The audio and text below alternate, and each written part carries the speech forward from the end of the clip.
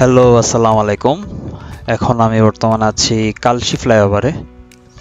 এটি হচ্ছে ইসিবি চত্বর, মাটিকাটা রোড থেকে মিরপুরের মাঝামাঝিতে। এয়ারপোর্ট থেকে খুব সহজে এবং খুব কম সময়ে মিরপুরে যাওয়ার জন্য একটি ফ্লাইওভার।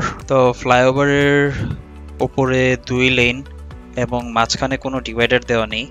এটি হচ্ছে ফ্লাইওভারের নিচের অংশ, যেটি মূলত 6 লেনের একটি রাস্তা।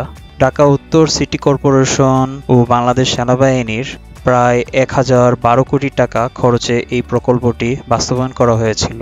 তো কালশি ফ্লাইওভারটি 2023 সালের ফেব্রুয়ারি মাসে যান চলাচলের জন্য উন্মুক্ত করা হয়েছিল।